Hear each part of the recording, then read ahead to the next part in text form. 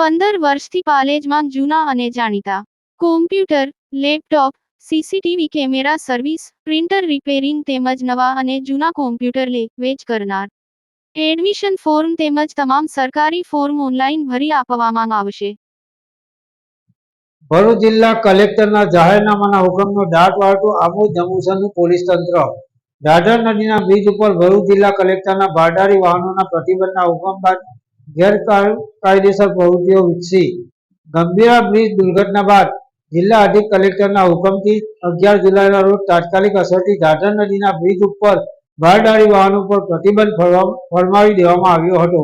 છતાં કેટલાક મોટા વાહનો બ્રિજ ઉપરથી પસાર થતા હોવાના વિડીયો સામે આવ્યા હતા, જેથી જિલ્લા વહીવટી તંત્રએ 3 મીટરથી ઊંચા ભારદારી વાહનો પસાર નહીં થાય તે માટે ઢાઢર નદીના બંને છેડા ઉપર લોખંડની એંગલ લગાવી હતી, તેમજ બંને છેડે પોલીસ બંદોબસ્ત પણ ગોઠવી દેવામાં આવ્યો હતો.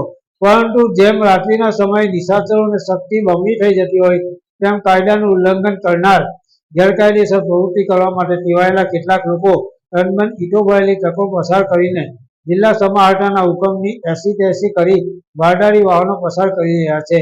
તેમજ કેટલાક લોકો બ્લેક ફિલ્મ લગાવીને કારમાં પાયલોટિંગ કરીને એક જૂથ બનાવી 4 થી વધુ ઈંટો ભરેલી ટ્રકો એંગલ નીચેથી પસાર કરી જાય છે. ત્યારે જંબુસર પોલીસની કામગીરી સામે સવાલો ઊભા થયા હતા.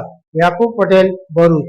તારીખ 11/7/2025ના રોજ માનનીય કલેક્ટર સાહેબશ્રીના જાહેરનામાના હુકમનો જે સંપૂર્ણ જર્જરિત હાલતમાં ઢાઢર બ્રિજ હોવાથી એ હુકમ કરેલો છે જાહેરનામાનો ભારદારી વાહનો માટે, તો બી આ બ્રિજ ઉપરથી ભારદારી વાહનો અવારનવાર પસાર થાય છે, તો જંબુસરની પોલીસ તથા આમોદ તાલુકાની પોલીસ શું નિંદ્રામાં છે? ને બીજું કે કલેક્ટર સાહેબના જે જાહેરનામાના હુકમનો જે ભંગ થાય છે તેની માટે પોલીસ તંત્ર શું ઘોર નિંદ્રામાં ઊંઘી રહ્યું છે? તો આ પોલીસ તંત્રના સવાલ એની ઉપર સવાલ ઉઠે છે. તો શું કલેક્ટરના જાહેરનામાનો સરેઆમ ભંગ થાય છે? ને બીજું કંઈ બી અઘટિત ઘટના બનશે તેનો જવાબદાર કોણ રહેશે? શું કલેક્ટર સાહેબ રહેશે? શું પોલીસ તંત્ર રહેશે? શું જંબુસર તાલુકાની પોલીસ રહેશે કે આમોદ તાલુકાની પોલીસ રહેશે?